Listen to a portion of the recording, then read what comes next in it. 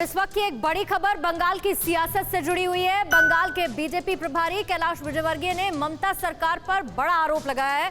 विजयवर्गीय ने कहा है कि ममता सरकार बीजेपी की परिवर्तन यात्रा को इजाजत नहीं दे रही है। ममता सरकार विपक्ष की आवाज को दबा रही है। विजयवर्गीय ने टीएमसी पर एक और सनसनीखेज आरोप लगाया। कहा कि टीएमसी के गुंडे मुझे और मेरे परिवार को जान से मारने की धमकी दे रहे हैं। यहाँ तक कि मेरे बेटे के बेटे को उड़ा देने की धमकियां फोन पर दी जा रही हैं। हमारे साथ में कैलाश विजयवर्गीय हैं, बीजेपी के राष्ट्रीय महासचिव, बंगाल के प्रभारी। कैलाश जी, आपसे मेरा पहला सवाल है रथ यात्रा को लेकर के। रथ यात्रा का मामला अभी भी हाई कोर्ट में है, तो आप लोगों ने क्या इरादा किया रथ यात्रा को लेकर के? टीएमसी की ओर से ये कहा जा रहा है कि परमिशन आपको लोकल अथॉरिटीज ही देंगी।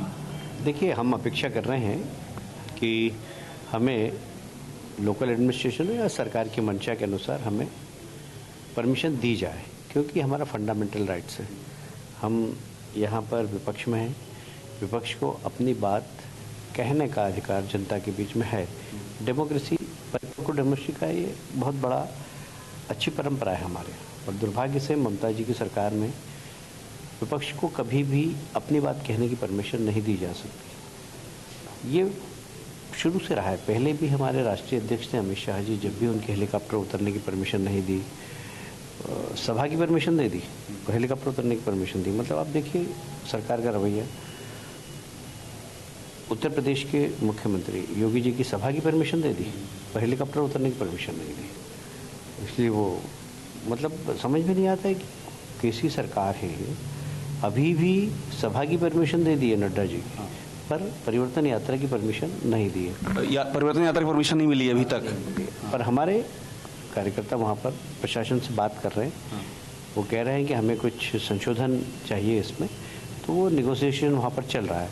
पर हमें उम्मीद है कि हमारे फंडामेंटल राइट्स की रक्षा होगी, और नहीं होगी तो हम न्यायपालिका में जाएंगे। तो आपका फिर अभी चूंकि वक्त बहुत कम रह गया है, 6 तारीख को राष्ट्रीय अध्यक्ष नड्डा जी की निकलनी है, रथ यात्रा निकलनी है, तो क्या है उसको लेकर फैसला? बीजेपी निकालेगी या अभी आप इस पे डिपेंड करेंगे कि परमिशन मिलेगी तो निकालेंगे?